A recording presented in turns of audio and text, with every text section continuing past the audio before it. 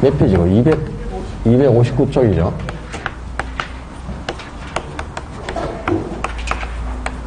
자, 이 조세정책도 거의 이제 한 개, 고정적으로 한 개 출제했는데, 작년에는 아주 쉬운 문제가 나왔어요. 그러니까, 작년에 나온 거는 이제, 그, 세법에서 여러분이 배운 내용, 그 세법 내용만 좀 정리하고 있으면 아주 손쉽게 풀 수 있는 그런 문제가 나왔고, 실제 우리 시험에 나오는 거는 작년에는 허를 찔려갖고 세법 문제를 낸 거고요. 우리 시험은 이제 조세정책에서는 조세의 기착이 시험 포인트라고 보시면 돼요. 그러니까 조세를 부과했을 때 그 세금이 수요자하고 공급자에게 누구에게 더 많이 기착되는가. 이게 이제 정리할 포인트인데, 공급자, 임대인이 이 주택을 보유하고 있는 주택의 소유자니까, 우리 주택 갖고 있으면 1년에 한 번씩 재산세 부과하잖아요. 세금 부과합니다.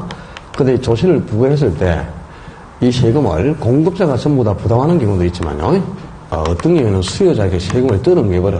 그러니까 임차인에게 세금을 증가를 시켜야 되거든요. 다른 주체에게 부담을 떠넘기는 걸 증가라고 하는 거잖아요. 세금을 증가시키는데 어떻게 세금을 증가시키느냐. 임대료를 인상해서 임대료 인상을 통해서 조세를 증가시켜야 됩니다. 근데 예를 들어서 1,000만 원 세금을 부과했을 때요. 수요자에게 한 400만 원 정도, 세금을 떠넘기려면 400만 원만큼 임대료를 인상하면 돼. 그러면 이제, 공급자의 세금이 수요자에게, 증가되는 효과가 생기는 거죠. 이렇게 임대료 인상을 통해서 조세를 증가시키는데, 조세가 어떤 경우에는 전부 다 수요자에게 증가되는 경우도 있고, 또 전혀 증가가 안 되고, 공급자가 세금을 전부 다 부담하는 경우도 있어요. 그리고 또 세금을 많이 증가시킬 때가 있고 적게 증가될 때도 그렇습니다. 그러니까 세금을 부과했을 때 이 부과된 세금을 누가 더 많이 부담하느냐. 조세를 수요자와 공급자 중에 누가 더 많이 부담하는가. 그 조세를 부담하는 정도가 뭐에 따라 달라지느냐. 우리가 앞에서 배운 수요와 공급의 탄력성이 있습니다. 그지? 그 탄력성의 크기. 그러니까 탄력성이 1보다 큰가 적은가. 1이냐 또 무한대냐 0이냐. 그 탄력성의 크기에 따라서 조세를 부담하는 정도가 달라진다 이 말이다. 세금을 부담하는 정도가. 자, 근데 이걸 꼭 알아야 돼요. 탄력적인 쪽이 유리한 입장에 놓이게 됩니다. 그럼 유리하다면 세금을 적게 부담하게 된다는 거예요.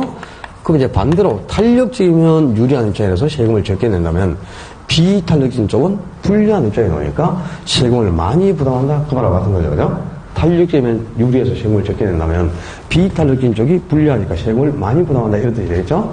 요것만 이제 알고 있으면은 이 조세의 기착은 아주 어렵지 않게 쉽게 정리할 수 있어요. 자, 우리가 배운 게 탄력성, 수요 공급이라서 배우고 왔다기. 탄력성은 수요의 탄력성이 있고 공급의 탄력성이 있었습니다. 그리고 이제 탄력성의 크기는 탄력성의 크기는 무한대가 될 때가 있고 0이 될 때가 있고 1이 될 때가 있고 1보다 큰 경우가 있고 1보다 적은 경우가 있었죠. 탄력성이 1보다 클 때를 탄력, 1보다 적을 때를 비탄력, 1이 될 때를 단위 탄력, 무한대가 될 때를 완전 탄력, 탄력성이 0이 되는 경우를 완전 비탄력. 다 정리했죠. 탄력성은 이렇게 5개가 있었잖아요. 그죠? 근데 수요나 공급이 단위 탄력이다. 단위 탄력이면 탄력성이 1일 때죠. 탄력성이 1일 때. 탄력성이 1일 때 수요나 공급이 단위 탄력일 때는 조세를 부과하면요. 수요자와 공급자가 부담하는 분이 똑같습니다. 누가 더 많이 부담하고 적게 부담하는 게 없어. 그러면 조세 부담분이 동일하게 일정이 되면 따질 필요가 없는 거잖아요. 지금 조세의 기착은 수요자고 공급자 중에 누구에게 세금이 더 많이 증가돼가지고 어느 쪽이 수요자고 공급자 중 누가 세금을 더 많이 부담하는가를 정리하는 게 초점이에요. 그런데 조세 부담 정도가 똑같다면 따질 필요가 없잖아, 그지? 수요자고 공급자가 똑같이 반반씩 부담한다. 그러면 누가 많이 부담하는 정도가 없죠. 그러니까 단위 탄력일 때는 수요자와 공급자가 동일하게 세금이 증가되는 거니까 그때는 따질 필요가 없어. 그래서 이 네 가지에 대해서만 이제 정리를 하면 되는데요. 어려운 게 전혀 없어요. 탄력적인 쪽이 유리해서 세금을 적게 낸다 그랬지. 근데 수요가 그러면 탄력될 때, 수요가 탄력될 때는 조세를 부과하면 누가 더 많이 세금을 부담하느냐. 수요가 탄력적이면 수요자가 유리하다 이 말이에요. 탄력적인 유리하다는 뜻이니까. 그럼 수요자가 당연히 적게 부담한다는 뜻이죠. 그래서 수요가 탄력적이면 말 그대로 수요가 탄력적이면 수요자가 유리하다. 그럼 수요자가 유리하니까 수요자가 세금을 적게 부담하게 되겠죠. 유리한 쪽이, 그죠? 그럼 수요자가 적게 부담하면 공급자는 많이 부담해야 되겠죠, 당연히. 누군가가 많이 또는 적게 부담하는 거니까. 수요자가 적게 되면 공급자가 조세를 많이 부담합니다. 그래서 이렇게 수요가 탄력될 때는 수요자가 유리하다는 뜻이니까 수요자가 적게, 그리고 공급자가 많이 부담해요. 반대로 이제 수요가 비탄력될 때 조세를 부과한다. 그러면 수요가 비탄력이면 수요자가 불리하다 이런 뜻이잖아요. 탄력이면 유리하니까 비탄력이면 불리하다는 뜻이죠. 그럼 수요자가 불리하면 수요자가 당연히 이때는 많이 부담하시죠. 불리한 쪽이 많이. 그리고 유리한 쪽이 적게 되니까 수요자가 많이 내면 공급자는 적게 부담하게 되겠죠. 반대로 공급이 탄력일 때 조세를 부과하면 어떻게 되냐. 공급이 탄력이면 공급자가 유리하다 이 말이에요. 그럼 공급자가 유리하면 이때는 공급자가 당연히 세금을 적게 부담하게 되고, 그리고 반대로 이제 수요자가 세금을 많이 부담하게 된다는 뜻이 되겠죠. 그리고 공급이 비탄력 때 세금을 부과하면, 그럼 공급이 비탄력적이면 공급자가 불리하다 이 말 같은 거네, 그지? 공급자가 불리. 그럼 공급자가 불리하니까 공급자가 당연히 많이 부담하게 되고, 불리한 쪽이 많이 내는 거니까. 그리고 공급자가 많이 부담하면 수요자는 적게 부담하게 되는 거예요. 이렇게 수요가 탄력이면 수요자가 유리해서 수요자가 적게, 공급이 탄력이면 공급자가 유리하니까 공급자가 적게. 그러니까 탄력적인 쪽이 항상 유리해서 적게 되는 겁니다. 그러면 수요자가 유리하면 수요자가 적게 되니까 반대로 이제 공급자가 많이 부담하게 되고, 또 공급자가 유리하다면 공급자가 적게 부담하니까 반대로 수요자가 많이 부담하게 되겠죠? 그죠? 이거 용어 그대로 갖다 붙이면 된다니까. 그냥 탄력이면 유리, 그래서 적게. 그럼 비탄력이면 불리하니까 많이. 수요가 탄력이면 수요자가 유리하니까 수요자가 적게. 공급이 탄력적이면 공급자가 유리하니까 공급자가 적게. 이렇게 되겠죠, 이제? 오케이? 그러니까 이게 탄력이나 비탄력적일 때는 누군가가 많이 또는 적게 내는 겁니다. 그런데 완전 탄력이나 완전 비탄력이 되면 완전히 달라져요. 이제 완전을 이렇게 해석할 때는 어떻게 해석하느냐. 전적으로 이렇게 생각합니다. 전적으로. 그러니까 예를 들어서 수요가 완전 탄력일 때 세금을 부과한다. 그러면 수요자가 전적으로 유리하다 이 말이야. 탄력이니까. 수요자가 전적으로 유리. 그럼 전적으로 유리하면 전혀 부담하지 않는다는 뜻이에요. 전혀. 그러니까 이때는 수요자가 전적으로 유리하니까 수요자는 전혀 부담하지 않습니다. 수요자가 전혀 안 내면 공급자가 전부를 부담한다는 뜻이에요. 전부. 그 다음에 수요가 완전 비탄력이다. 수요가 완전 비탄력이면 수요자가 전적으로 불리하다 이 말이에요. 그지? 전적으로 불리. 그럼 수요자가 전적으로 불리하니까 수요자가 전부를 부담하게 되고, 이때는 공급자는 전혀 부담하지 않는다 이런 뜻이 되겠습니다. 그 다음에 공급이 그러면 완전 탄력 때는 어떻게 되냐. 공급이 완전 탄력이면 공급자가 전적으로 유리 이렇게 되네 이제. 공급자가 전적으로 유리하면 공급자는 전혀 부담하지 않단 말이야. 그럼 이때는 수요자가 얼마만큼? 전부를 부담해야 된다는 뜻이 되겠죠. 만약에 공급이 완전 비탄력이면 공급자가 전적으로마다 불리하다 이 말이잖아요. 이제 비탄력이니까. 그럼 공급자가 전적으로 불리하면 공급자가 얼마만큼? 전부를 다 부담해야지. 전적으로 불리하면 전부를 다 부담하고 수요자는 전혀 부담하지 않는다 이런 뜻이에요. 그러니까 이렇게 항상 조세를 부과하게 되면 탄력적인 쪽이 유리해서 세금을 적게 내고, 탄력적인 쪽이 유리해서 적게 하면 상대방이 많이 낸다는 거지. 수요자가 유리해서 수요자가 적게 하면 공급자가 많이 부담하게 되고, 그 다음에 또 수요자가 전적으로 유리해서 수요자가 전혀 부담하지 않으면 상대방인 공급자가 전부를 부담하게 된다 이런 뜻이에요. 그래서 항상 조세는 이렇게 수요와 공급의 탄력성이 크기에 따라서 세금을 부담하는 정도가 이렇게 달라지고요. 탄력적이면 항상 수요가 탄력이면 수요자가 유리해서 수요자가 적게, 공급이 탄력이면 공급자가 유리해서 공급자가 적게 부담한다. 완전 탄력이면 전적으로 유리하니까 전혀 부담하지 않고, 완전 비탄력이면 전적으로 불리하니까 전부를 부담하게 된다 이런 뜻이에요. 그 용어만 그냥 갖다 붙이면 이건 다 정리됐죠? 별로 어려운 게 없어요. 그러면 이제 주택에 한번 조세를 부과해보자. 그건 어떤 현상이 나타나냐? 자, 주택은 신규주택과 중고주택 두 종류밖에 없어요. 주택시장의 주택은 항상 신규주택과 중고주택 두 종류밖에 없고, 이 신규주택을 다른 말로 바꾸면 뭐 고가주택 또는 분양주택 뭐 다 같은 말이고요. 중고주택을 다른 말로 바꾸면 저가주택 또는 임대주택 다 같은 표현이 되겠죠. 주택은 이렇게 신규주택과 고가주택 두 종류밖에 없어요. 근데 자, 우리 지난번에 탄력세에서 정리한 거, 신규주택은 수요와 공급 중 뭐가 탄력? 신규주택은 수요는 탄력적이다. 수요는 탄력적이지만 공급은 생산기간이 장기간 소요되니까 아주 비탄력이라고 했죠. 그죠? 그지? 근데 중고주택은 수요는 아주 비탄력입니다. 수요는 비탄력이고 구입 능력이 없으니까 저소득층은. 그리고 공급은 생산기간이 필요가 없어, 중고주택은. 이미 생산기간을 거쳐서 공급되어 있는 거니까. 그러니까 즉각 공급이 가능하니까 공급이 매우 탄력기다 그랬어요. 그러니까 이 수요하고 공급의 탄력성이 이렇게 반대가 되는 거는 주택밖에 없다 그랬거든. 요걸 정리하고 있지 않으면 요 조세의 기착도 또 역시 이해를 할 수가 없는 거예요. 자, 이렇게 신규주택은 수요가 탄력, 공급이 비탄력. 중고주택은 수요는 비탄력이지만 공급은 탄력적이에요. 여기까지 정리됐어요?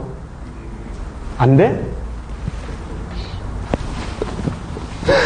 이게 먼저 정리, 그래, 우리 탄력성에서 다 하고 온 거라니까. 그러니까, 앞부분이 이해가 돼야 뒷부분으로 갈수록 이제 쉬워지는 거지. 앞부분이 정리가 안 됐으면 뒤로 갈수록 더 어려워지겠죠.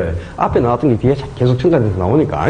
요거는 이제 정리했다고 보고, 여기서 이제 한 개 더 알아야 될 게, 신규주택은 수요자가 고소득하고 저소득 중에 수요자가 누굽니까? 신규주택을 수요하는 수요자는. 고소득층이죠. 소득수준이 높은 고소득이 신규주택을 구입하는 거지. 중고주택에 대해서는 수요자가 누구? 저소득이죠. 저소득층이고. 신규주택은 수요자가 고소득입니다. 요것도 알죠? 그럼 신규주택을 공급하는 공급자는 누군데요? 건설업자겠죠? 신규주택은 건설업자가 공급하잖아요. 그지? 건설업자 또는 저소득층이 되는 거예요.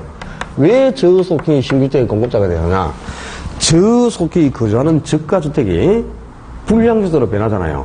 그럼 그 불량주택을 철거하고 그 자리에 건설업자가 재건축을 해서 고급 아파트를 건축하는 거야. 그러면 들어가서 사는 수요자는 고소득이지만 그 주택을 공급하는 입장은 저소득이 되는 거죠. 그죠? 그러니까 저소득이 신규주택의 공급자가 되는 셈입니다. 그러면 중고주택은 수요자는 당연히 저소득이 이 중고주택을 거주하잖아요. 임대주택을. 그죠? 근데 그걸 공급하는 공급자는 누구야? 중고주택의 공급자는 고소득층이죠. 고소득이 거주하는 주택이 노후화된다. 그럼 고소득은 그 주택을 수수해서 사용하는 게 아니고 새집 사서 이사가 그리고 자기가 살던 노후화된 주택을 임대를 통해서 저소득에게 물려주죠. 하향 예언을 통해서. 그러니까 저소득을 공급하는 사람은 고소득입니다. 근데 거기 들어가서 사는 수요자는 저소득이 되는 거죠. 그죠? 이까지도 정리됐어요? 그럼 자, 이제 먼저 그러면 신규주택부터 세금을 한번 부과해보자. 신규주택의 세금을 부과하면 신규주택은 수요가 탄력이라 그래서 그지? 수요가 탄력이면 수요자가 유리한 거죠. 수요가 달리면 수요자가 유리. 그럼 수요자가 세금을 적게 내죠. 그제? 했잖아. 지금 수요가 달리면 수요자가 유리해서 수요자가 적게. 공급이 달리면 공급자가 유리하니까 공급자가 적게. 지금 다 했잖아. 지금 5분 전에. 갚으려 그러잖아. 예? 그죠? 야, 다 어디 갔어? 아직 설 들려면 한참 남았는데 벌써 설세로 다 간 거예요? 어디 가시나? 다 가보면 오늘 사람이 없네, 진짜. 큰일 났네, 그죠? 어떡하지? 지금 찌인 꾸면 그 나중에 묵도 못해, 설날 되면, 그지? 다 굳어가지고. 안 그래요? 설 전날 꾸어야지. 지금 뭐 찌인 꾸어놓으면 그 먹습니까? 다 굳어가지고. 예? 장은 무슨, 전날 보면 되지. 내일도 있고, 모레도 있고, 다음 주 화요일이 설이잖아요. 그 월요일날 찌진 꽂고, 내일 모레, 일요일날 장 보러 가야지. 그죠? 장은 뭐 장을 봐. 그냥 집에 있는 거 가지고 하면 되지. 그죠? 경기도 안 좋은데 무슨, 뭐, 그지? 근데 뭐, 차례도 지내야 되고, 또, 그죠? 찌짐도 구워야 되고, 진짜 참, 명절 보내는 것도, 몰라. 요즘은 명절 다가오는 게 부담스럽네요. 그죠? 시골에 가고 싶은 마음이 없어요, 지금. 시골에 가봐야 뭐, 아버지가 살아 계시나, 엄마가 살아 계시나, 다 돌아가시고 안 계시지. 근데 가면은 이제 또, 형제들 많으니까, 죠? 형제한테 딸린 애들이 몇 명이잖아요? 40명이 넘어요, 40명이. 그, 우리 애들은 다 컸거든요. 뭐, 30살, 26살, 20살, 이런데 걔들 데려가봐야 세뱃돈 받으려면 한 놈도 없어. 근데, 가면은 다 죽고 와야죠, 그죠? 한 번 가면 300만원 깨집니다요. 가고 싶은 마음이 없어요, 진짜 거짓말 아니고. 안 그렇습니까? 가서, 또 뭐, 장모님은 좀 살아계시니까 또 장모님 또 어떻게 또 80이 넘어가지고 그죠? 그 어떤 뭐뭐 또 살아계신데 또 생활비 좀 드리고 와야 될 거 아닙니까 이제? 부담스럽다니까 진짜 거짓말 아니고 요즘처럼 경기가 안 좋을 때는 그죠? 학원에 수강생도 없죠 뭐 죽겠어요. 어찌해야 되는 거야? 자 신규주택은 수요가 달리기죠. 수요가 달리기면 수요자가 유리하다는 거죠. 그럼 수요자가 유리하면 수요자가 세금을 적게 내죠. 그럼 수요자가 누구야 지금? 고소득층이잖아, 고소득층. 그러니까 수요자인 고소득층이 당연히 세금을 적게 부과하게 된다, 적게. 그럼 이제 반대로 이게 공급이 비탈기가 공급자가 분리해서 공급자가 많이 부담하게 되는데, 공급자가 지금 누구냐? 저소득층이란 말이에요. 그러니까 저소득층이 오히려 불리한 입장에서 세금을 더 많이 부담하게 되는 거죠. 저소득층이 세금을 많이 냅니다. 그러니까 고소득이 적게 내면 당연히 저소득층은 많이 부담하게 되겠죠. 그죠? 그러니까 신규주택의 조시를 보고 하면 저소득이 오히려 세금을 많이, 고소득이 세금을 적게 내는 역효과가 나타나요. 그럼 이제 중고주택의 세금을 한번 부과해보자. 자, 중고주택은 수요가 비탈력이에요, 수요가 비탈력이니까 수요가 비탈이면 수요자가 분리해서 수요자가 세금을 더 많이 부담하겠죠. 분리하니까, 그지? 수요자가 분리하는데 지금 수요자가 누구냐? 역시 저소득층이네. 그러니까 수요자인 저소득층이 역시 또 세금을 많이 부담합니다. 중고주택도 저소득층이 역시 세금을 많이 부담하고, 저소득층이 많이 부담하면 고소득층은 역시 세금을 적게 부담하겠죠. 그죠? 반대로. 왜 그래요? 지금 이 중고주택은 공급이 탄력적이니까 공급자가 유리하잖아요. 그럼 공급자가 유리해서 공급자가 세금을 적게 낼 텐데, 공급자가 지금 고소득층 아닙니까? 그러니까 공급자인 고소득층이 역시 적게 내요. 그러니까 주택에 이렇게 조시를 보게 보면은 항상 신규주택이든 중고주택이든 저소득 세금을 많이 내고 고소득 세금을 적게 부담하고 있습니다. 조시라는 것은 뭐야? 소득수익이 높은 고소득 세금을 많이 내야 되고, 그리고 소득수익이 낮은 저소득 세금을 적게 내야 형평가시가 실현되는 건 아닙니까? 그지? 근데 세금을 부과하니까 정반대로요. 오히려 소득이 높은 고소득이 적게 내고 소득수익이 낮은 저소득 세금을 많이 부담하고 있어. 이거 세금 부과 효과가 거꾸로 나타난 거죠. 이런 성격을 역진세적 성격이랍니다. 세금 부과 효과가 거꾸로 나타나는 거다. 역진세적 성격이 나타났어요. 왜 그런데 이렇게 조세를 부과하면 역진세적 성격이 나타나냐. 그 이유가 세금을 부과할 때 똑같은 비율로 일률적으로 비례세율을 적용했다 이거야. 비례세율을 적용했기 때문에 저소득 세금을 많이 내고 고소득 세금을 적게 부담하게 되는 거야. 무슨 말인 거 아니까? 소득의 차이를 둔 게 아니고요. 저소득한테도 10%, 고소득한테도 10%, 똑같이 10%를 부과해버렸어.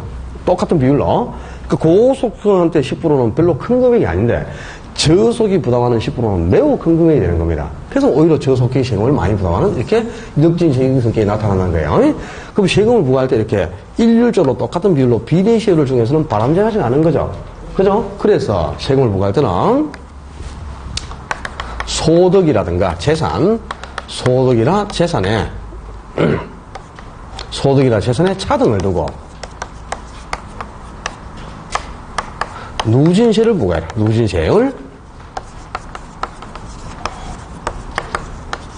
그래야 고소득이 좀 세금을 많이 내고 저소득이 세금을 적게 부담하는 유리한 작업을 한다 이 말이다. 좀 무슨 말인 거 아니까? 이 누진세를 좋아하는 거는 소득수익이 높으면 되죠. 고소득이 10% 부과했죠. 그럼 소득이 떨어질수록 10%, 5%, 4%, 2%, 1% 이렇게 1%, 3%, 5%, 7%, 10% 이렇게 누진세를 중하고, 또 재산의 차이에 따라서도 재산이 1억 있는 사람하고 10억 있는 사람한테 똑같이 세금을 갖다 10% 부과해서는 안 되잖아요. 그죠? 그러니까 재산세를 부과할 때도 역시 마찬가지로, 그죠? 소득이 낮으면 좀 낮은 비율로, 소득이 높아질수록 그게 비례해서 누진세를 중해갖고 좀 높은 비율로 세금을 부과하는 거지. 그러면 고소득 세금을 많이 내고 저소득 세금을 적게 부담하는 유리한 작업을 하게 됩니다. 그래서 우리 부동산에서는 일률적으로 비례세율을 중에서는 항상 좋지 않아요. 저소득 세금을 많이 부담하는 역효과가 나타나니까 역진세적 성격이 나타나서 좋지 않다. 그래서 세금을 부과할 때는 비례세율을 정하는 것보다는 누진세를 정하는 것이 저소득 세금 부담이 줄어드는 아주 유리한 작업을 하게 된다. 그런 뜻이 되겠습니다. 그래서 우리 부동산에서 바람직한 조세구조는 비례세하고 누진세 중에 비례세율하고 누진세율 중에 뭘 적용하는 게 더 바람직하다고? 여기 있네. 지금 누진세를 중에 바람직하다고 적어놨네. 참네. 그죠? 그러니까 우리 지금 여러분이 세법 이제 다 배웠잖아. 세법도 배웠는데 조세총론도 했죠. 여기는 조세총론 안 하고 그냥 뭐 바로 국세, 지방세 배웠습니까? 조세총론 다 배웠잖아. 그지? 뭐 세율 구조가 뭐 비례세율 구조도 있고 누진세율 구조도 있고 또 응능과세도 있고 뭐 응익과세도 있고 뭐 많죠. 그죠? 세금, 부동산에 부과하는 조세도 있고, 사람에 대해서 부과하는 조세도 있고, 그죠? 인세도 있고, 물세도 있고, 뭐 다 했잖아, 그지? 그지? 네. 우리나라에서 가장 대표적인 비례세율 구조를 갖고 있는 세목이 뭡니까? 비례세율을 정하는 거. 똑같은 비율로 딱 부과하는 걸 비례세율을 하는 거 아니야, 그지? 어떤 거 있어?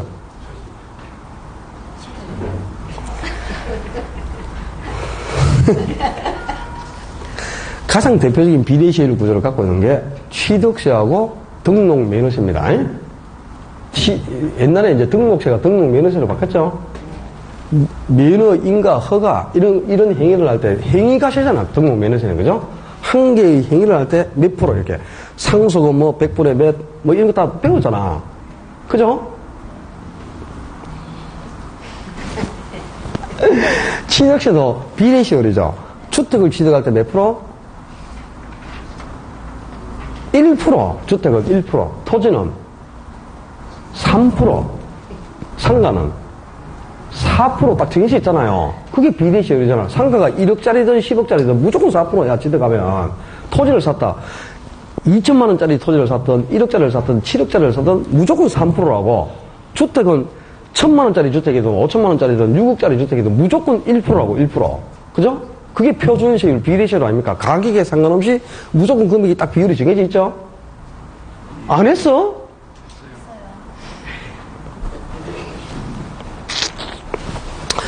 주택이 1%, 토지는 3%, 이제 상가는 4% 이렇게 딱 정해지는데요.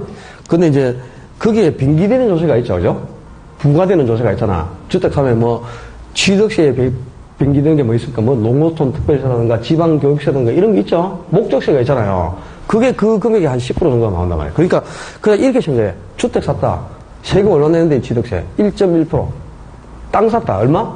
3.3% 정도. 상가 사면 4.6% 정도 나옵니다. 4.6%. 딱 그렇게 나중에 여러분 중개할 때 그거 알려줘야 될 거 아니야. 조세에 대한 계략적인 사항을 중개 대상물 확인 설명할 때 해야 되죠. 중개사법에서 안 배웠나? 중개 대상물 확인 설명 사항 중에 조세에 대한 계략적인 사항 안 들었어? 계략적으로 그냥 세금이 대충 취득세 얼마 정도 나올 겁니다. 요 얘기를 해주라 이 말입니다. 그러니까 세율을 알고 있어야 될 거 아니야, 그지? 마음껏 하시오. 그게 취득세가 이제 대표적인 비례시율 구조야. 근데 누진세 구조를 갖고 있는 세율은 뭐 있어요? 재산세. 또? 그렇지. 양도소득세. 대표적인 누진세율이죠. 양도소득세는 양도 차익의 크기에 따라서 양도 차익이 1,200원 이하냐, 1,200 초과 2,400 이하냐, 2,400 초과 4,800이야, 4,400 초과 8,800, 8,800 초과 2억. 이래갖고 구간별로, 그죠? 양도 차익의 크기에 따라서 뭐, 5%부터 48%까지 이게 몇 단계 누진세율이죠? 재산세도 마찬가지죠, 재산세도. 재산의 크기에 따라서, 여러분들이 재산세에 가면 저율 분리, 고율 분리, 별도 합산, 종합 합산, 이런 거 들어봤지? 저율 분리라는 게 뭐야? 세율이 낮다는 거잖아요, 그죠? 농지, 이런 거 뭐 세율이 가장 낮잖아요. 그리고 고율 분리는 뭐야? 사치성 재산이 있죠? 사치성은 고율 분리 아닙니까요? 별골, 오순주, 별장, 골프장, 오락장, 공오락장, 선방, 뭐 이런 게 있잖아요. 그거는 사치성 재산이니까 중과세를 하잖아요, 그죠? 세금이 몇 프로고? 사치성 재산이? 4%야, 5%야? 4%가 그렇죠? 그러니까 0.1에서부터 4%까지 9단계의 누진세를 정합니다. 재산세가. 양도소득세도 6단계 누진세율이죠. 초과 누진세율을 정해요. 그래서 이 소득세라든가 재산세는 비례세율을 적으면 안 돼. 왜? 저속이 똑박 다 써니까 저속이 항상 세금을 많이 부담하니까. 그래서 우리나라 세율 구조가 이 재산세하고 양도소득세가 대표적인 누진세 구조를 갖고 있는 겁니다. 그래서 부동산에서는 재산세보다는 누진세율 구조를 정하는 게 저속층이 세금을 좀 적게 부담하는 형평가세를 실현하는 길이다. 여기까지 조세 정책을 정리하고요. 지난주부터 이제 정책론에 대해서 뭐 우리 알아봤는데, 정책론은 시험에 나올 수 있는 포인트가 딱 정해져 있어요. 첫째, 정부가 왜 부동산 주택에 대해서 시장에 개입하는가? 시장에 개입하는 이유, 정치적 기능, 경제적 기능 두 가지 기능을 수행하기 위해서 그 기능 두 가지 구분하고, 또 그 기능을 수행하기 위해서 어떤 방법으로 개입해요? 직접적 개입도 있고, 간접적 개입도 있고, 토지용 규제 방법도 있고, 그렇죠? 그 직접적 개입, 간접적 개입, 토지용 규제에 뭐가 있는가를 구분하는 거. 한 개 나옵니다. 두 번째, 토지정책에서는 가장 중요한 토지정책이 지역지구제인데, 그 지역지구가 뭘 제거하고자 하는 거야? 부의 외부 효과를 제거하기 위해서 실시하는 정책이죠? 그러니까 외부 효과하고 지역지구를 한꺼번에 같이 연관시켜서 기억을 내야 되고요. 두 번째 중요한 게 토지은행제도. 그렇게 해서 지역지구제, 외부 효과, 토지은행제. 세 개 정리하면 토지정책이 끝나는 거예요. 그 다음에 주택정책 오늘 정리했죠? 5가지 정책이 있지만 그 5개 중에서도 뭐가 중요하다고? 임대주택 정책 세 가지, 임대료 규제, 임대료 보조, 공공주택 정책. 그 세 가지 딱 정리하고 있으면 주택시에서 나오면 또 한 개 해결되는 거야. 근데 조세정책은 조세에 있겠죠. 조세를 부과했을 때 누구에게 세금이 더 많이 증가되는 거야. 누가 세금을 더 많이 부담하는 겁니다. 이걸 기하는 게 시험 포인트예요. 그럼 뭐 정책은 뭐 이제 시험 나올 게 뭐 있습니까? 다 했는데, 그지? 끝. 아주 뭐 간단하게 점수를 딸 수 있는 부분이에요, 정책론은. 그러니까 시험 포인트만 어느 정도 점검하고, 한 4, 5개 나오는 문제를 다 득점할 수 있도록 노력하시고요. 이제 개론 영역으로 가야 된다. 자, 5편 투자론으로 갑시다. 투자론.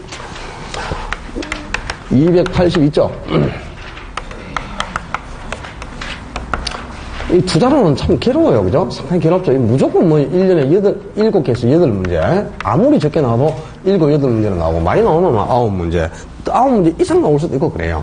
근데, 이게 이제 내용도 어렵고, 또 여러분이 힘들어하는 이유가 뭐냐. 계산 문제가 상당히 많이 포진되어 있죠. 투자론은. 그러다 보니까 이제 계산도 어렵고, 그죠? 뭐, 원리 자체도 어렵고, 뭐, 상당히 난해할 수밖에 없는데, 시험에 많이 출제되는 영역이니까, 투자론이 해결이 안 되면, 그때부터 괴로울 수밖에 없는 겁니다. 우리 교재에서 세 개 영역에 대해서는, 그죠? 여러분이 별도로 공부를 좀 해야 될 부분이, 이 투자론하고, 저기 8편에 가면 감정평가론하고, 그 다음에 2편에 있는 게 뭐였어? 경제론이었죠? 요 세 개 영역, 투자론하고 감정평가론, 경제론. 투자론이 7 아니면 8문제예요. 감정평가 6개 아니면 7개 나와요. 경제론도 이것도 뭐 무조건 5개에서 6개가 나옵니다, 이게. 요 세 개 영역 합치면 무조건 20개 아닙니까? 20개.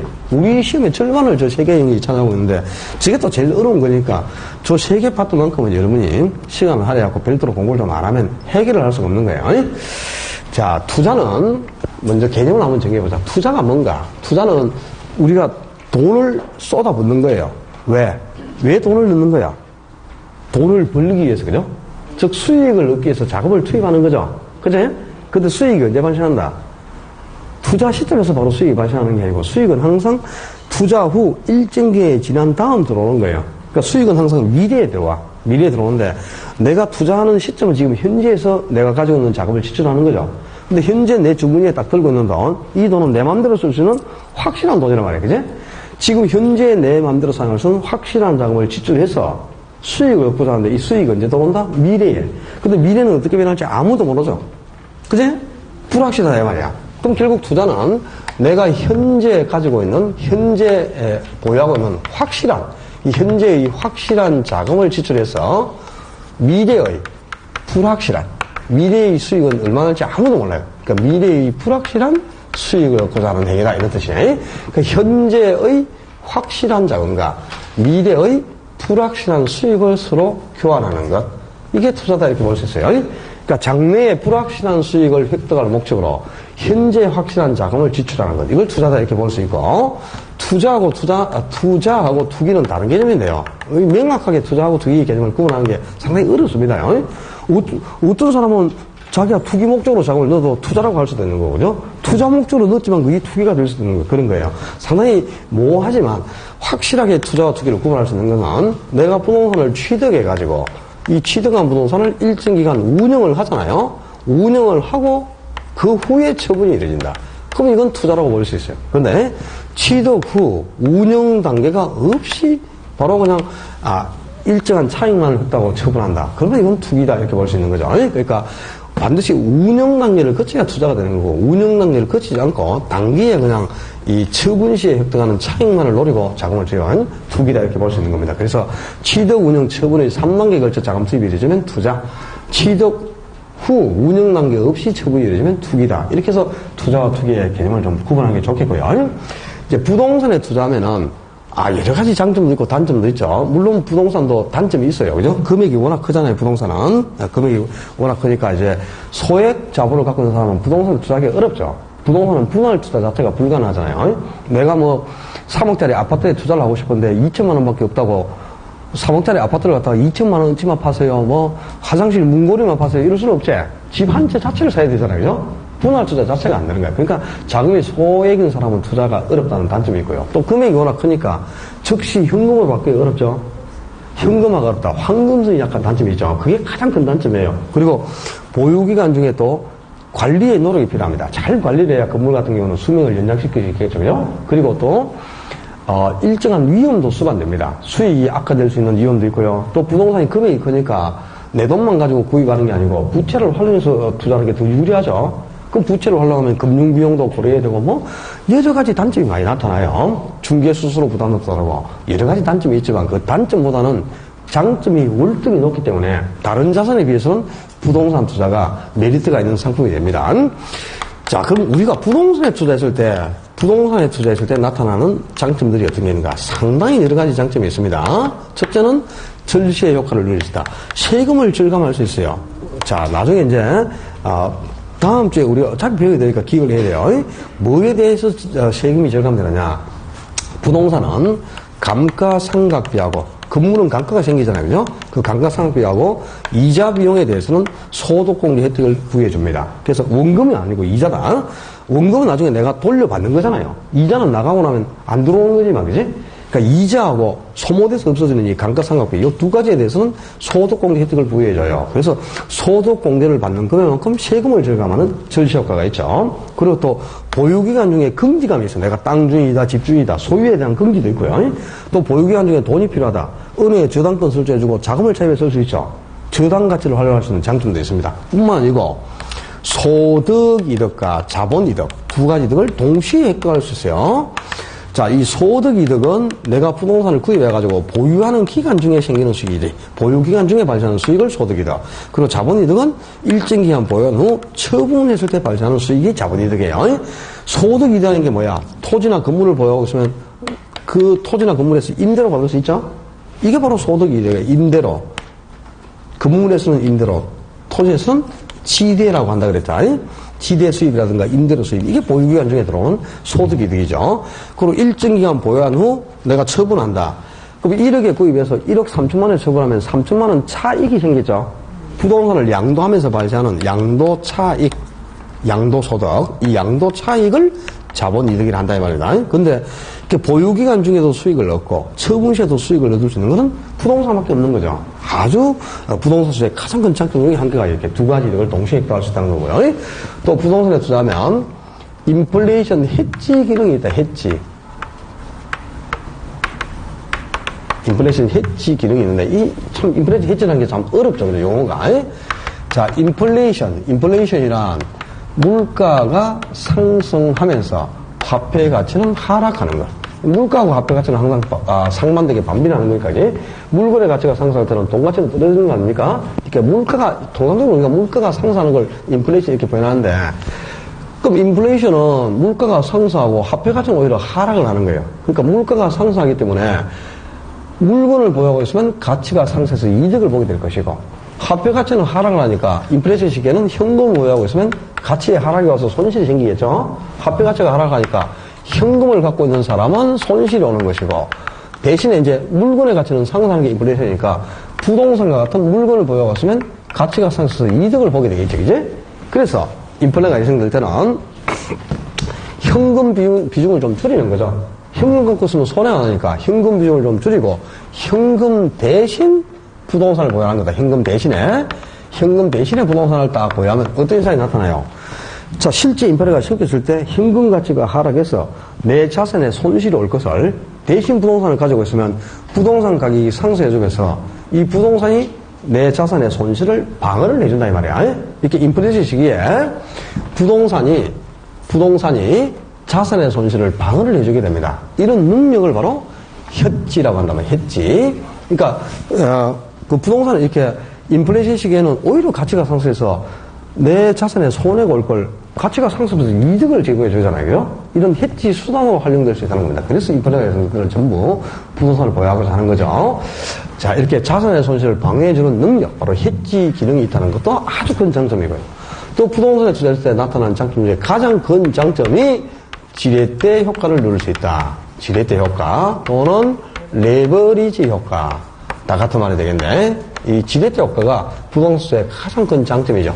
자, 지렛대 효과는, 레버리지 효과는 반드시 타인 자본을 활용해야 돼. 타인 자본, 부채. 이 부채나 타인 자본이 같은 말이고, 이거하고 반대가 이제 지분이 이제 자기 자본이죠. 내 돈.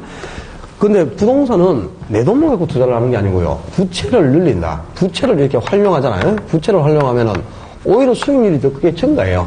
이렇게 부채를 활용해서 지분 수익률, 자기 자본 수익률을 더 큰 폭으로 향상시키는 거.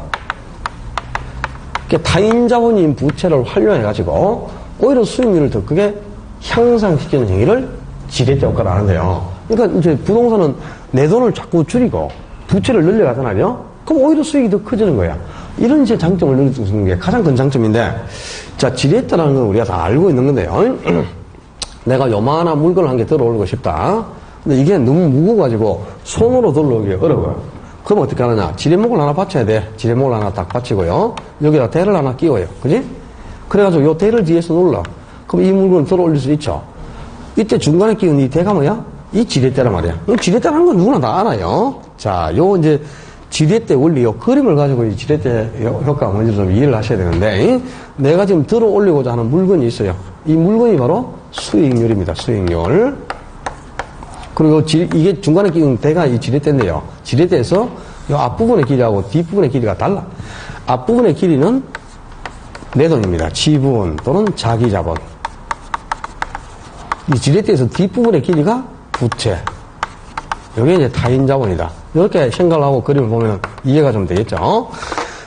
이 중간에 끼는 게 대인데, 지렛대인데, 그죠? 이 지렛대에서 뒤에 길이, 타인 자본인 뒤에 길이가 없고 앞에 길이만 있다, 앞에 길이. 지분. 이 앞에 길이만 갖고는 절대로 이 물건을 들어올 수가 없잖아요. 그러니까 지분만 투자해서는 수익률이 증가하지 않는다, 이 말이야. 이 뒤에 길이인 부채, 요걸 눌러서 이 물건을 들어올리는 게 바로 지렛대 효과 아닙니까? 그러니까 타인 자본인 부채를 활용해가지고 수익을 이렇게 증가시킨 거죠? 이걸 지렛대 효과로 한다고요? 알았지? 그런데, 지금 이거보다 훨씬 더 큰 물건을 들어올리고 싶어요. 더 무겁고 훨씬 더 큰 물건을 들어올리고 싶다. 그러면 역시 또 지렛목을 역시 받치고요. 배를 이제 이번에는 더 긴 걸 끼우는 거야. 더 긴 걸 끼워. 그리고 뒤를 눌러요. 그럼 역시 이 물건을 들어올릴 수 있죠. 그런데 이게 지금 들어올리고 하는 게 뭐야? 수익률이죠. 근데 이 물건을 더 크고 더 무거운 물건을 들어올리고 싶은데 이 지렛대의 앞부분의 길이, 뒤에 길이가 없이 요 길이가 아무리 길어도 이 물건은 절대 올라갈 수가 없잖아요. 그 지분 투자 금액을 늘려서는 수익이 증가하지 않는다 이 말이야. 요 뒤에 길이가 길어져야 되는 거죠, 그죠? 이게 길어져야 요걸 눌러서 이 물건을 들어올리는 거 아니야, 그지? 이 뒤에 길이가 뭐야? 이 부채잖아요, 그지? 그럼 요 그림 두 개만 딱 비교해 보면은 지분 투자 금액이 늘어나서는 수익은 증가하지 않는다. 자기 자본만 가지고 투자해서는 지렛대 효과 자체가 나타날 수가 없어요. 절대 수익률을 증가시킬 수 없다 이 말이야. 근데 타인 자본, 뒤에 길이인 타인 자본을 늘려가지고 수익을 더 큰 폭으로 증가시켰죠.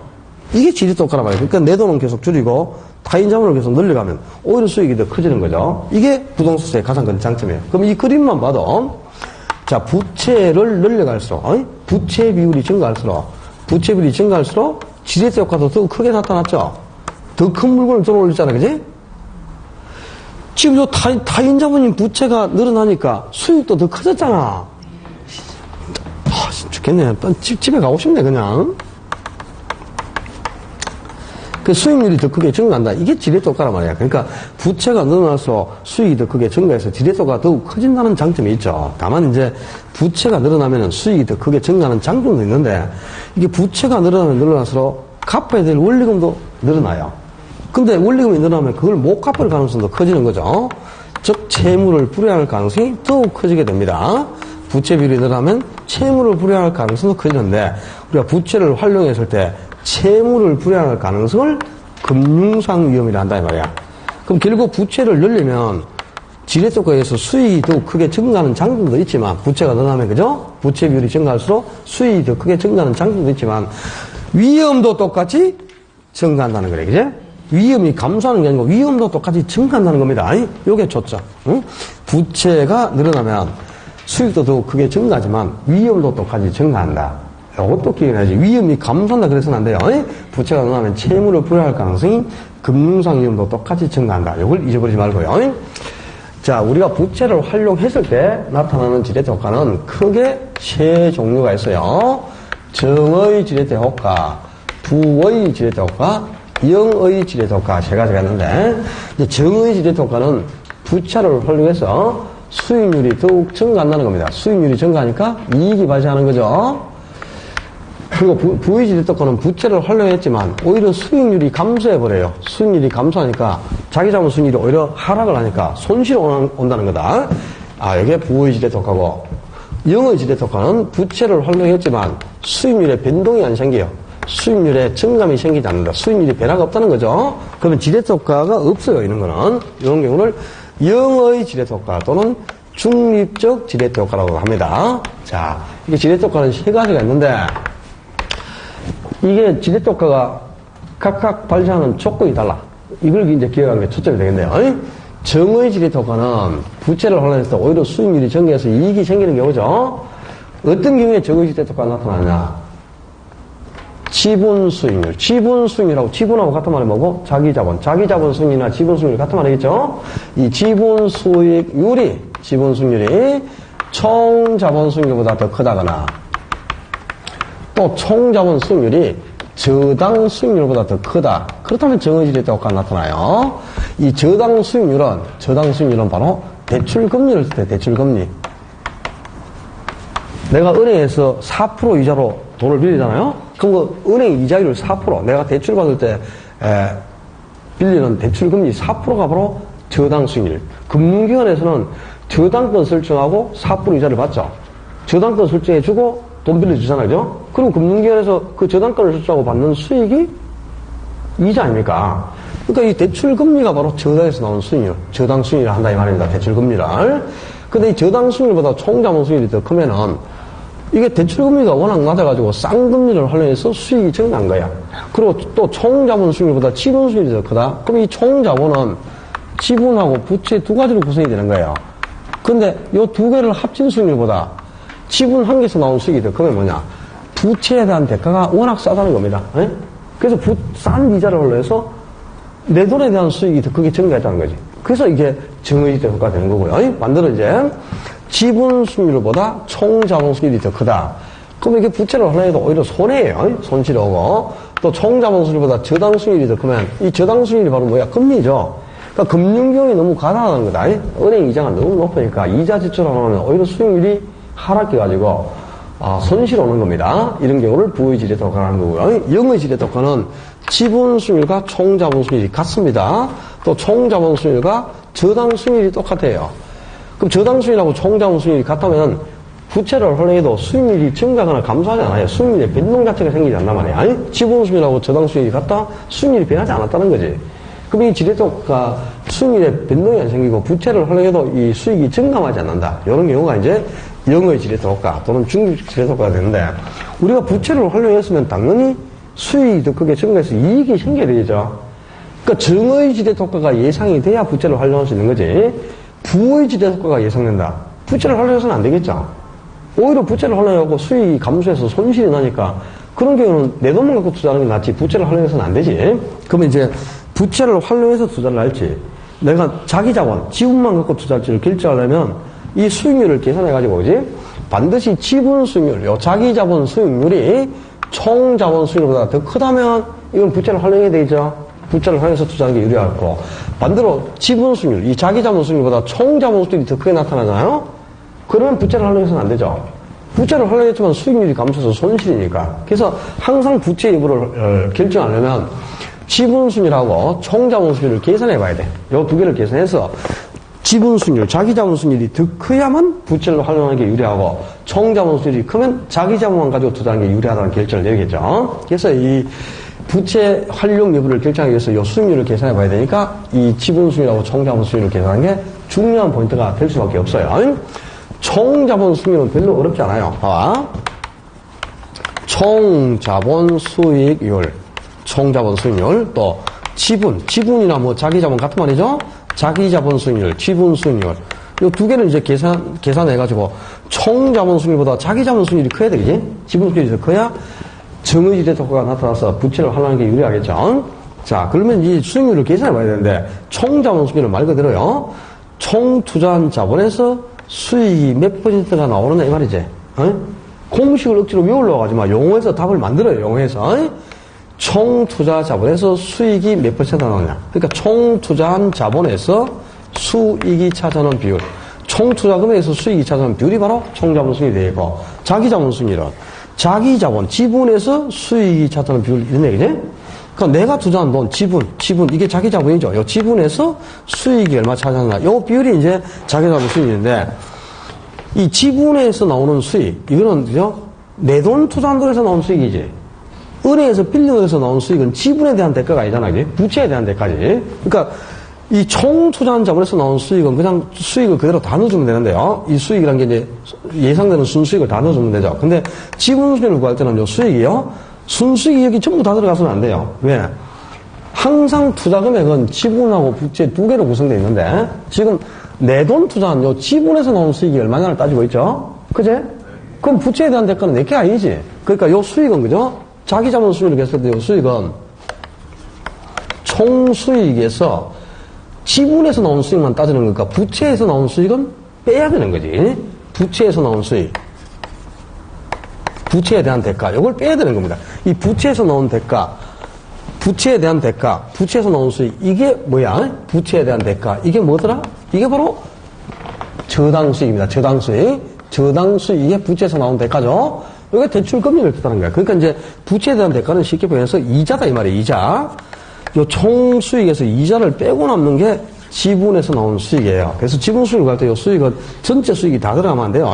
이자는 항상 부채에서 나온 대가지 지분에 대한 대가가 아니기 때문에 요 개념만 알면 이제 지분 수익을 구하는 것도 어렵지가 않는데요.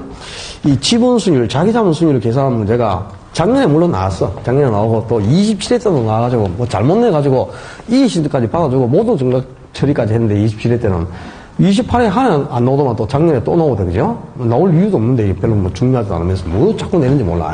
올해도 나올지 안 나올지 모르겠네요. 이거는 별로 어렵지가 않으니까 한번 풀어봐야 된다. 자, 거기에 288페이지인가? 288쪽 보면은 287페이지부터 여러 개의 문제가 나와 있어요. 지분수를 구한 문제가 나와 있는데, 실제 우리 시험에 나오는 유형이 거기 288쪽에 있는 4번이나 5번처럼 나옵니다. 4번, 5번. 나머지는 아직 풀려고. 6번 같은 경우는 X하고 풀 생각도 하지 마. 그거 안 나온다. 앞으로 그런 거는. 4번 아니면 5번이 나오는데, 5번 문제가 작년 문제제. 5번 문제 작년에 나온 걸 한번 풀어보자요. 지금, 다음 자료를 가지고, 기억은 타인 자본을 활용하지 않는 경우 그래서. 그럼 타인 자본을 활용하지 않았으면 지분만으로 투자한다는 거죠? 지분만으로 투자를 한다는 뜻이고요. 그 다음에 니은은 타인 자본을 부채를 50% 활용한다 이 말이에요. 부채를 50% 활용하는 경우에 각각 1년간 자기 자본 순위를 계산해봐라. 다음 자료를 가지고. 지금 총 투자 금액이 얼마나 그랬어요? 총 투자 금액이 10억입니다. 부동산 금액이 10억이죠? 10억인데 연간 수익이 얼마? 3천만 원 예상됩니다. 그죠? 3천만 원 수익이 예상되고 1년간 부동산 가치 상승률이 2%라고 그랬죠. 그럼 10억에 내가 부동산을 구입하면 이 10억에 산 부동산이 1년간 2%만큼 가격이 상승한다는 거야. 그럼 가격이 상승한 건 나한테 이익이 되는 거지. 그만큼 수익이 난다는 뜻이에요. 그럼 10억에 산 게 1년에 2% 가격 상승하면 10억에 2%면 얼마고? 거기 옆에 2천만 원 적어. 2천만 원만큼 일단 수익이 더 나는 거야, 1년에. 그지? 1년간 순영업 소득만 3천만 원이 나오는 게 아니고 가격이 2% 상승하니까 2천만 원만큼 가격이 상승해서 2천만 원 수익이 더 나온다 이 말입니다. 그 다음에 부채를 50% 활용할 때는 이 부채 50%에 대해서는 이율을 몇 프로? 연 4% 이상 주기로 했다 그랬죠? 연이율이 4%고 그리고 1년 후 1년간은 이자만 상환하고 원금은 항상 만기에 변제하는 거예요. 그랬을 때 자 지분만으로 그러니까 타인 자본을 활용하지 않은 경우에 수익률하고 부채를 50% 활용했을 때 수익률을 구해보자. 그럼 지분만으로 투자하면 총 투자액이 얼마냐? 10억이죠? 10억이 전부 내 돈이잖아, 그지? 이 총 투자 자본이 전부 내 돈이 들어가는 거잖아요. 부채가 없으니까. 그럼 10억 투자하면, 10억 투자하면 수익 얼마 난다 그랬어요? 10억 투자하면 연간 순영업 소득이 3천만 원 발생한다 그랬죠? 그지? 근데 만약에 1년간 이 부동산이 가격이 상승하지 않는다면 10억 투자해서 3천만 원 수익이 나니까 3%가 되죠, 수익률이? 근데 내가 10억에 매수하면 1년간 2%만큼 이 부동산이 가격이 상승해서 가격 상승 이익이 더 생기는 거야. 그러니까 10억에 2%니까 2천만 원만큼 가격 상승 이익이 생기겠죠? 그럼 총 1년 동안 가격 상승 이익하고 순영업 소득 3천만 원하고 5천만 원 수익이 난다는 거니까지 10억 투자해서 5천이면 5%가 되죠. 그 그 다음에 이제 부채를 50% 활용하면은, 자, 총 투자 금액이 10억이라. 10억인데, 부채를 50% 활용했으면 지분은 얼마 투자하고? 5억 지분이고, 5억이 부채라는 뜻이죠. 그죠? 그러면 부채를 활용했을 때 지분 수익률은, 지분이 얼마? 5억이란 말이에요, 5억. 5억인데, 수익이 총 얼마 난다고 해서 아까? 3천만 원 난다고 했죠, 1년에. 1년에 3천만 원 나지만, 이건 전부 내게 아니지. 5억을 빌렸잖아, 지금. 5억을 빌렸으면 여기서 뭐가 나가야 돼? 이자가 나가야 될 거 아니야, 그지? 5억에 몇 프로? 4% 연 이자 나가는데 4, 5, 20, 2천만 원 이자 나가야 되겠죠? 이자 줘야 되고. 그 다음에 이 부동산이 1년간 2%만큼 가격이 상승한다 그랬지? 그럼 가격이 상승한 거는 나한테 이익 아닙니까? 그지? 수익이 나는 거지. 10억짜리가 2% 가격 상승하면 아까 얼마? 2천만 원만큼 가격 상승 이익이 생겨요. 요건 대줘야지. 그럼 결국 이 투자는 지분 5억 투자하면은 요거 상승되니까 3천만 원 수익이 난다 이 말이죠. 그죠? 그러니까 5, 6, 30이니까 이거 0.00이니까 곱하기 100 하면 6%가 되네. 그지? 그래서 전액 자기 자본으로 부채가 없이 투자하면 그때는 지분 수익률이 5%고 부채를 50% 활용하니까 오히려 지분 수익률이 6%로 늘었죠. 부채 없이 투자할 때보다는 부채를 늘리니까 수익이 1% 더 커졌잖아요. 이게 뭐고? 무슨 지렛대 효과? 정의 지렛대 효과잖아요. 부채를 활용해서 수익이 1%만큼 더 증가했지? 그래서 이때는 부채를 활용하는 게 좋겠어요? 내 돈만 투자하는 게 좋겠어? 활용을 해야지, 당연히. 그래서 이제 이렇게 부채 여부를 결정하기 위해서는 이렇게 수익률을 계산하는 게 중요한 포인트가 될 수밖에 없어요. 아니, 작년 문제인데 이 정도 문제는 작년에 계산 문제가 9개 나왔지만은 그 9문제 중에서 그래도 우리가 풀어가지고요. 1분 안에 풀어서 답을 찾을 수 있는 문제는 이 문제였습니다. 아니, 이 정도는 풀 수 있는 문제예요. 아니? 우리가 연습하면 충분히 이 정도는 풀어가지고 답을 찾아야 되겠어, 당연히. 그지? 하겠습니까? 네. 오늘 집에 가서 위에 있는 4번 문제는 집에 가서 한번 풀어봐요. 네. 집에서 복습하면서 한번 풀어보고, 그 1절의 부동산 투자에 의해서는, 부동산 투자의 장단점, 장점에 어떤 장점이 있는가, 이 장점을 좀 기억하고, 특히 지대 효과에 대해서, 그죠? 지대 효과의 종류라든가, 또 어떤 조건이 충족됐을 때 정의 지대 효과, 부의 지대 효과가 나타나는지, 그리고 지분 수준을 계산하는 여러, 여기까지 숙제를 내두면 1절에서의 시험 대비는 다 됐다고 보시면 되겠어요. 실제 이제 여기까지는 투자에서 맛보기다, 맛보기. 아직 본론은 안 들어갔어요, 여기까지는. 이건 대안 유수한 거예요, 지금요. 본론은 2절부터입니다. 위험과 수익 290쪽부터 좀 쉬었다 정리합시다. 수고했습니다.